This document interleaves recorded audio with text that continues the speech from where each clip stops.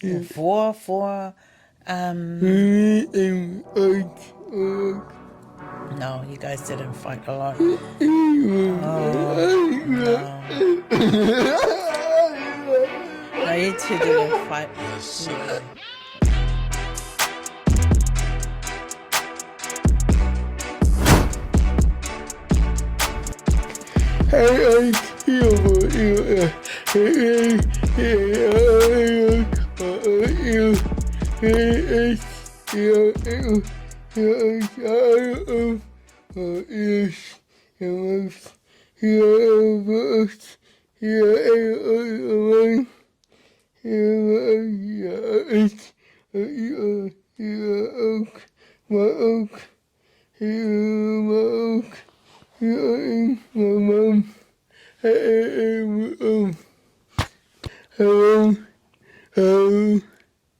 Good, thank you, William.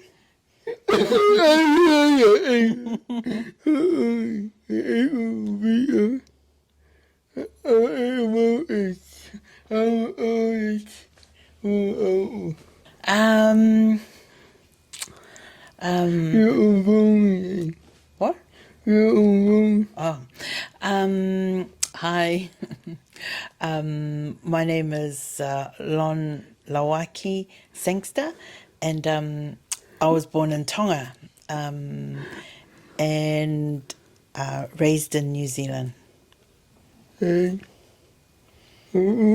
do I do? I'm a teacher aide.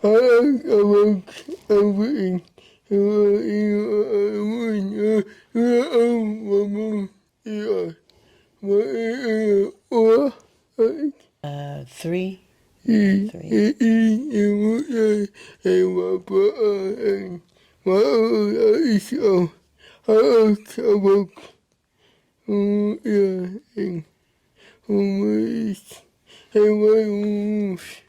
did we move?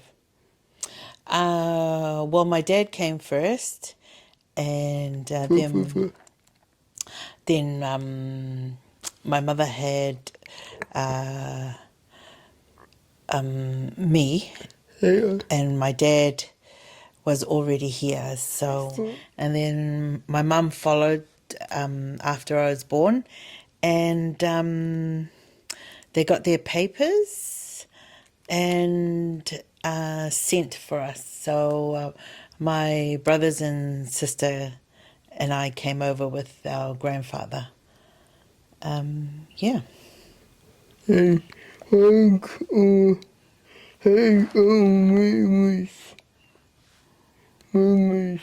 Memories of Tonga, of here, of growing up. The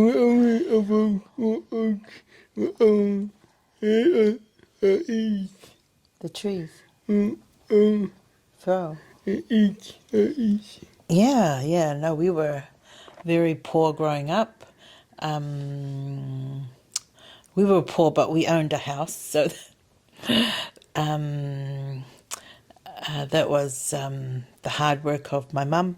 But yeah, I was very naughty. I'd run to school, but on my way to school, I'd run down a street and pick apples, and then I'd run down another street and pick a pear, and then run down and get some walnuts, and then that was lunch.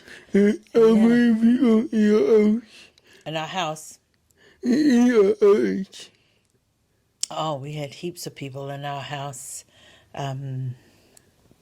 Staying with us was, I think we had 3 uncles and a friend of an uncle, and then sometimes we had cousins come over from Tonga, and yeah, it was always full. But luckily, luckily we had a big house. We had 1, 2, 3, 4. We had a 4-bedroom house.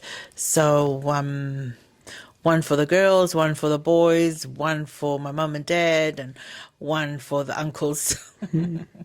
and I will be work for it.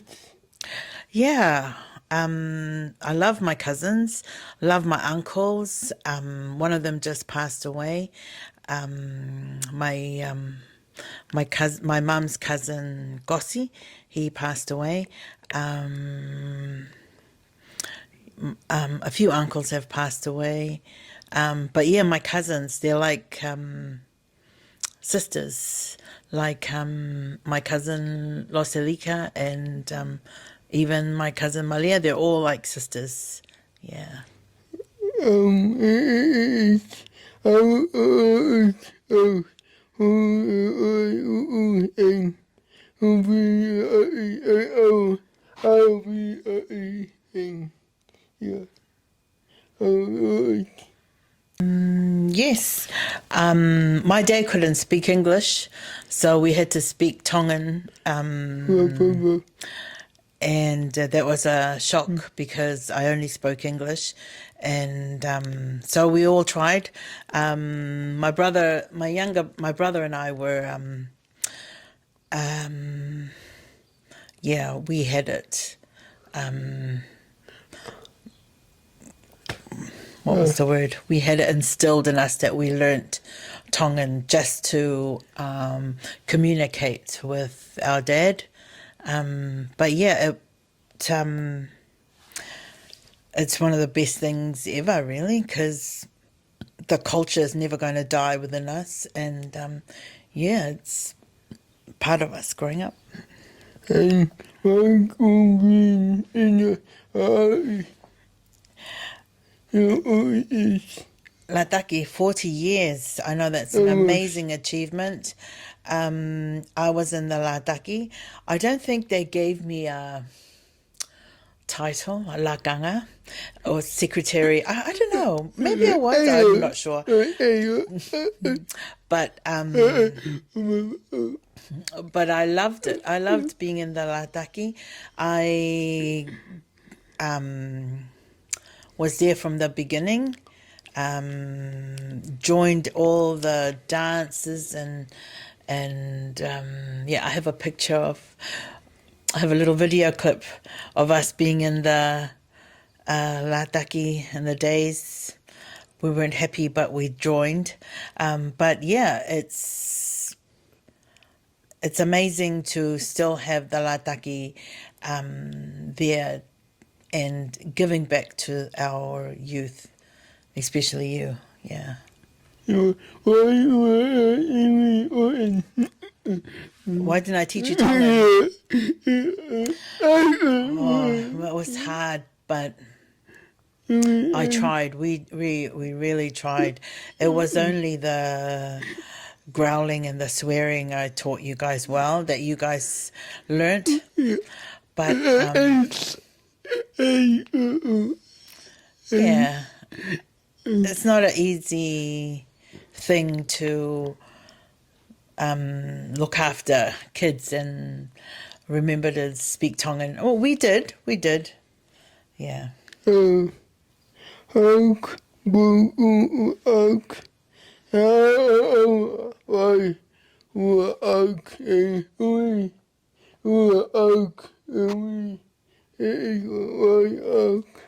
My mother had a lot to do with it. She worked at the paper mill, so she brought home a lot of paper, amazing paper, cartridge paper, writing paper, but she also had lots of pens and pencils and yes, I painted. She brought me paint and sketching. I love sketching. So yeah, it was all because of my mother.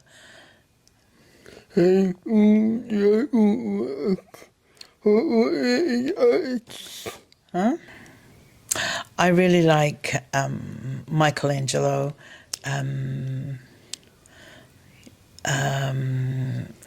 All the all the old pictures. Yeah, the work that he did. I've seen some of them. Yeah, I went to Rome. That was amazing when my traveling days. But yes, I like yes, I really love Michelangelo and Leonardo and all of those artists. I did art history, so yeah, that helped a lot. When back to uni, oh no, because I got pregnant.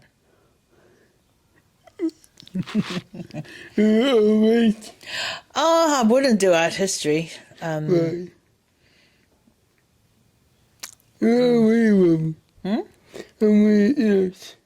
What? Left. I think I only got one more year. Maybe.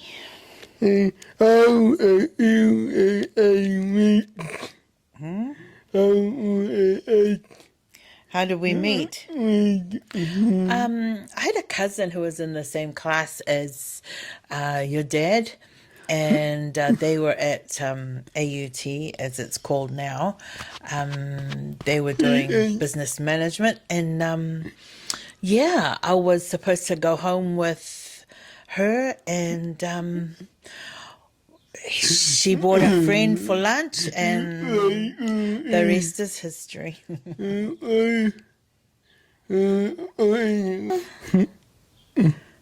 Yeah, they thought he was a nice white guy.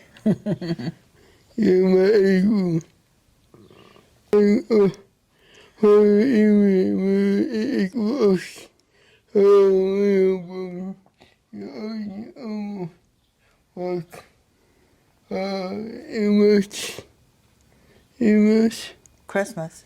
6 months.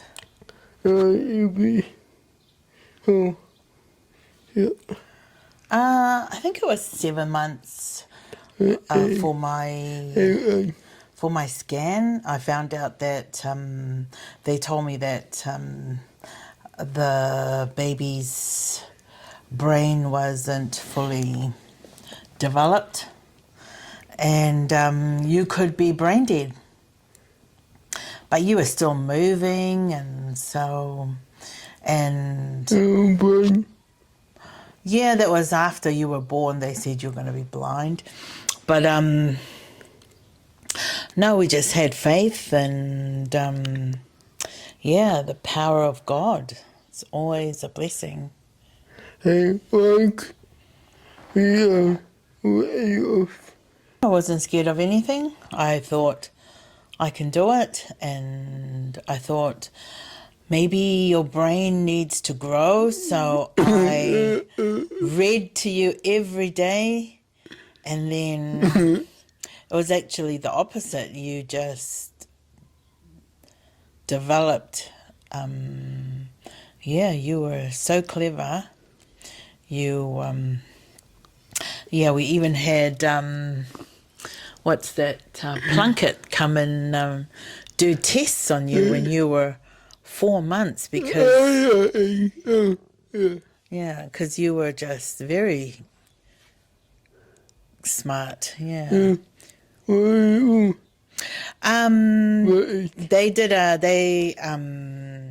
Plunkett came, and Plunkett saw that I was reading, and then when I stopped reading, your hand went to turn the page, and your concentration was just amazing, and it was like you knew what I was reading, but you were only 4 months. And then Plunkett thought, oh geez, this little kid is amazing. So they I think they put me onto Parents as First Teachers as a program, a new program about teaching kids as being their first teacher, which I was already doing. So when you were, I don't know, I think you were 6 months, Plunkett came back and did a test, and no, I think you were 1, I'm not sure. I think you were 1 or something. And because you couldn't hold your head up, they laid you down, and they had this, all these questions they were really rough. They were like, okay, lie him down. I can't help you. You had to do it on your own. And they said, okay, William, where is the pink box? And you pointed to the pink box. So for one, you knew what the colors were already. And then they said, okay, where is the blue bear? And you pointed to the blue bear. And the blue bear next to the box, and you pointed to it. So you knew all the colors and the shapes and the in and out, and yeah, it was amazing. And they actually came back and said that you have a brain of a 3-year-old. So instead of they gave you little what do you call it? Little square boxes, and instead of throwing them, you were building. So they said that even that's a sign of being smart. And work, when playoffs. For you, I think one of the barriers was there wasn't many things out there for children with a disability, especially knowing that your muscles will deteriorate. So I was in a rush to find something for you to build your muscle and your bone, and we found that in conductive education, and you did that for 5 years. It's an amazing program, Hungarian program. Well, because you could stand. It took you 2 years to stand, and then bum shuffled a lot. But it took you. It's not about walking; it's about balance. So you had to find your balance. Lots of operations and different types of shoes, and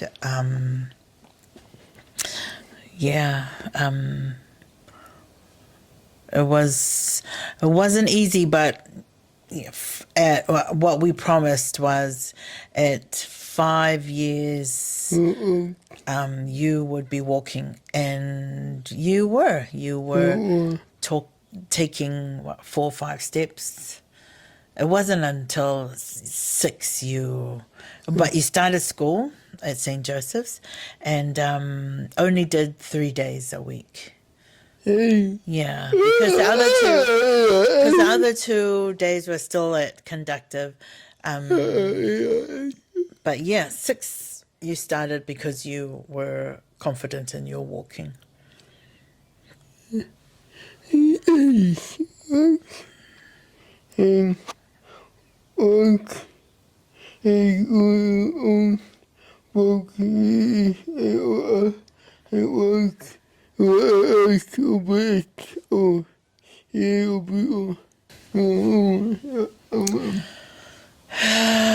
Just my advice would be, if you have a child with a disability, just to keep fighting. It's not about you anymore, it's about your child, and you are their first advocate, and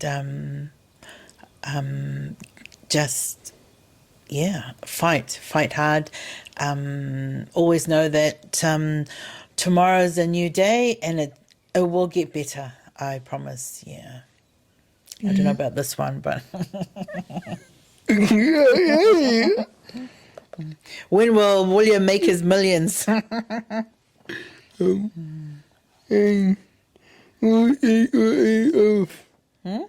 My favorite child. Oh my gosh. Poor James had to come second because this boy took so much of our energy. Both Carl and I, it got to the stage where we lived at the hospital. Every year we had an operation set because we had a lot of corrections and fixing to do. William had a lot of we had hip operations and Botox and just a lot, and it only stopped. Well, they said that he couldn't have any more after 10 or 11 because his muscles or his bones would have become adult sized or calcified, or so we couldn't do. But every year from 6, 7, 8, he was in and out of hospital. But poor James had to he was such a wonderful child. Just complied with everything. He just went with the flow. If we were in hospital, he would be so good to my mum, oh my mum and dad, they would ring up and say, come pick him up. No, with Carl's parents, he was really good. But yeah, it was James did so well being a younger brother. But we did make sure James had the weekends, cricket and everything. He booked us out on all the weekends. Rugby, cricket. Oh my goodness. Every Saturday. All day Saturday. I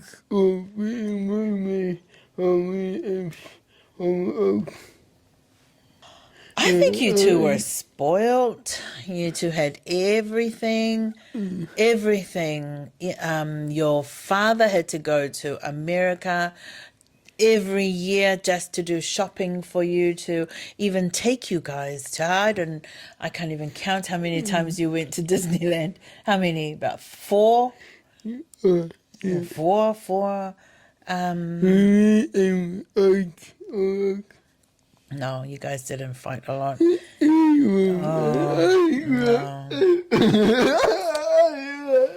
No, you two didn't fight. James was a good little brother. Yeah.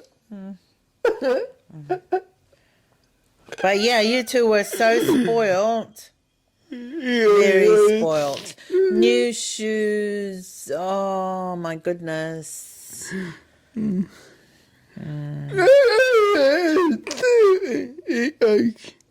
you two are still spoiled. Wrestling. Oh my gosh, that boy has.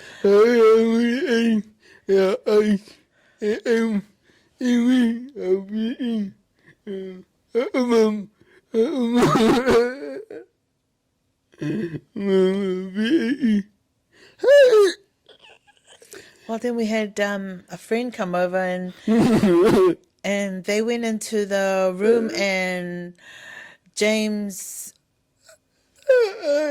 wrestled and head. Oh, I don't know what he did. Oh, what was it that crushed the girl? And she broke her hand.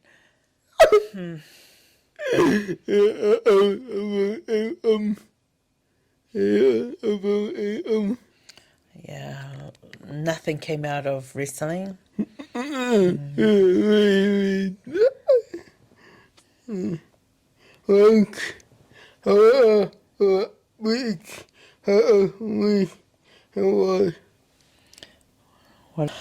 I think every step you took at school, you gave it 100%. You were so close being in the top 5% of New Zealand for maths when you were seven, 8? No, you learned the math when you were 4. And when you started, I told the teacher that you knew your times table, and she looked at me like, "Are you crazy?" No. So they tested. So they tested you, and you were just out of the. Oh, is it the 5%? You were just out, and they said that that you would have got funding if you were in the 5%, but you just fell short of being one of the smartest kids in New Zealand. And we were happy because at least you were still in that. Yeah. Oh, what else? We did your pathway map in primary school, which is only done in high school, but you did yours in primary school. And you said you wanted to, how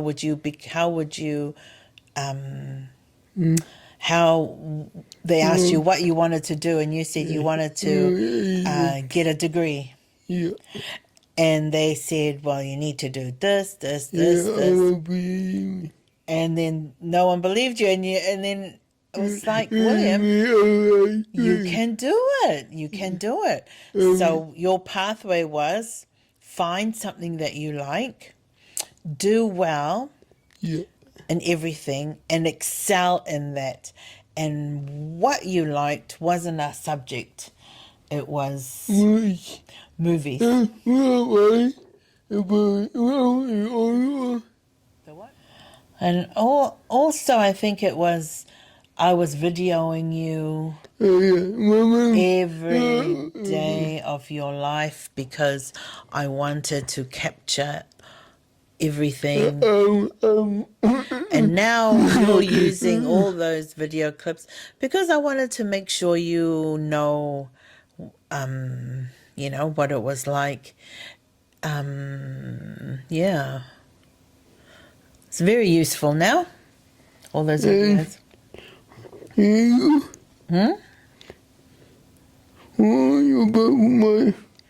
Growing up. Your pathway. Yeah. So in high school you did really well. The teacher, they put you in a special needs class because of your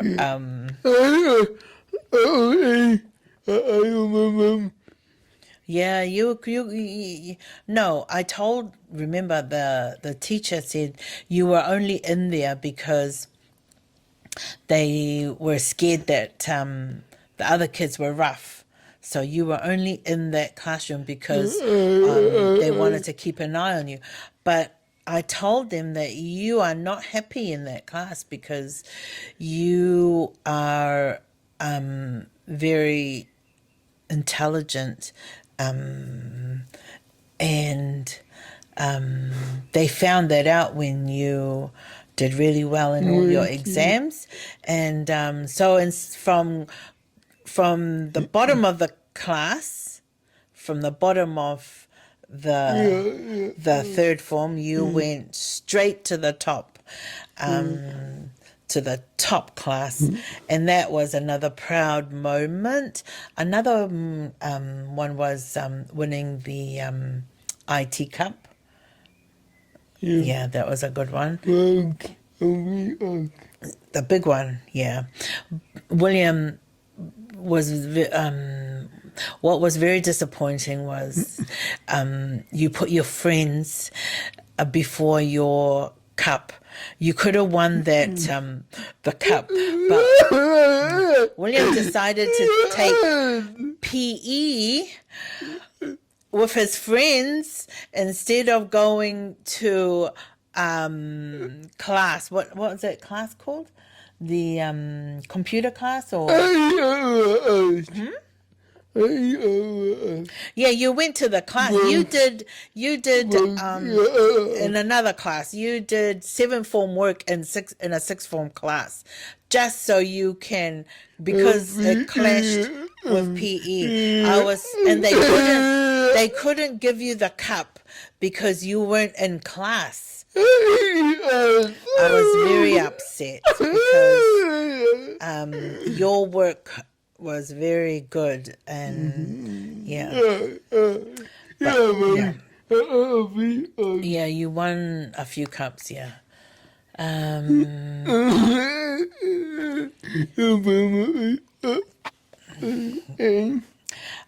Then you went to AUT, and that was another shock because you were just so independent. I blinked and you graduated. Oh my gosh, that was so fast. Oh yeah, that first day I was like, I'll take you, I'll drop you off. No, I'm going to catch the bus at 6 o'clock in the morning. William, are you crazy? Man, William, you put your head down writing all those essays and all those, oh my gosh, all the exams you did by yourself in a room on their iPad. Oh my goodness, that was a hard one because I had no idea what any of the subjects were just to help you, but you did it all by yourself. Good boy, yeah. Then you graduated. You graduated early, which was good. And another proud moment was when the faculty and the students all gave you a standing ovation. Yeah, that was a good one. That was very proud. And then your father turned to me and said, "Are you crying?"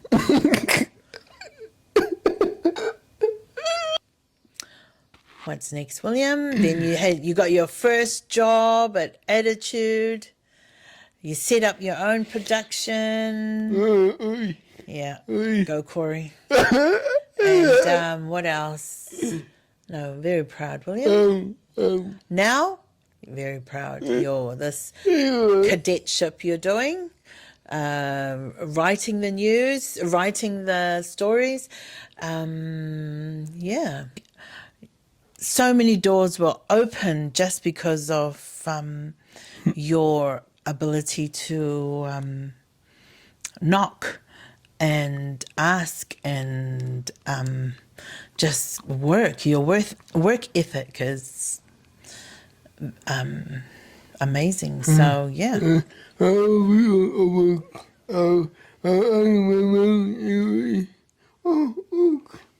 Saw a story online and I thought, wow, this story will be amazing for William to read. So I copied it, sent it, and William came back with a question mark, and I said, "What did you read? It's amazing." And William goes, "I wrote it." I thought, oh my God. Amazing, William. I really thought, wow, I mean, really, did my son just write a piece on the Herald? So I didn't even read your name. I just read right through it. I looked at it and read it and was so proud and yeah.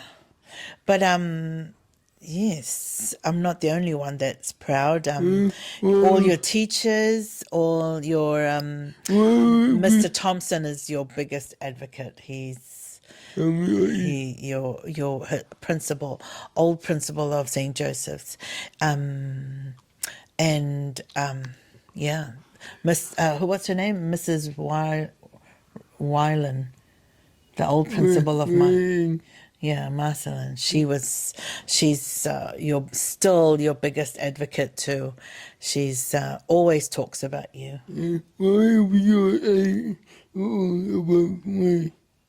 What do people say? They want to know what you're doing. They want to know how you're going.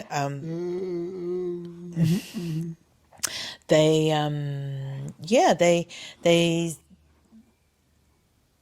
they just want to know if you're well and if you're succeeding in life, because you've always been a go-getter. So, yeah, I tell them everything. I don't want to brag, but yeah, I think some people just ask, but they already know. So, and they just want to hear it from my mouth. But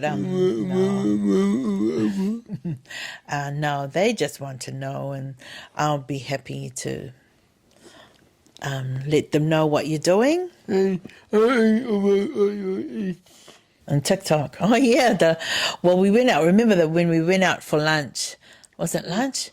And this little girl was looking, little European girl. She was looking and looking, and I really don't. I have a short fuse when people stare, but this little girl was tiny. She was like 6 or 7, and she just kept looking at William. And then I thought, oh my God, I'm going to have to say something because William was getting uncomfortable. And and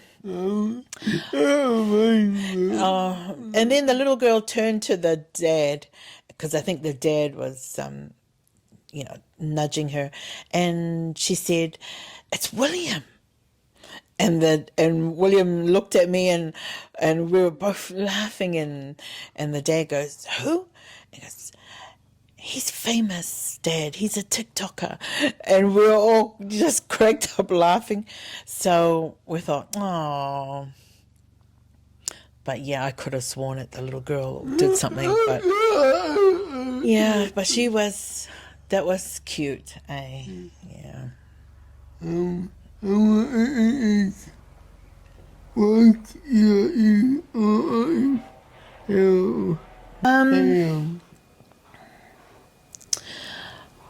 I just really think, for me, it's I had just gone overseas the year before you were born, and yes, I left everything, and I really was going to, didn't know what I was going to do coming back, but one of the places I was going to visit was Lyon to see a sister, and I just thought, if something happened and I don't make it, then it's meant to be. But if I do make it to Lyon, then I was going to see what that brings. But yeah, for me it was having a child with a disability. I just really wanted to make sure what I give him is enough for him to make a living, or and for William to have that work ethic as well. So I really wanted to make sure he can see us working for his benefit, and then he can benefit others. Yeah.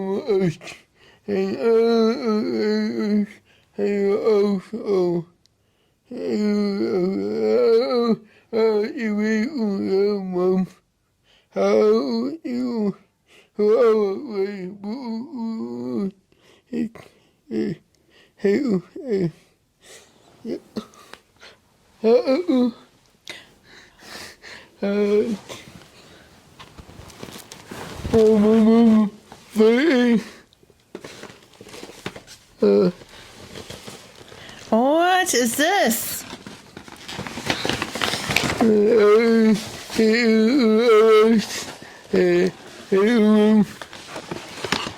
Oh, oh, that's so pretty. Thank you. Well, oh, they're so pretty. Thank you. Where are you hiding this?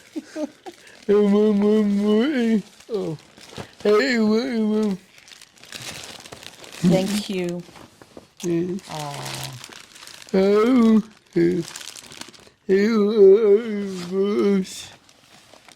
Yeah. Oh, you're welcome, William. Anytime. I'm very proud of you. Thank you, William.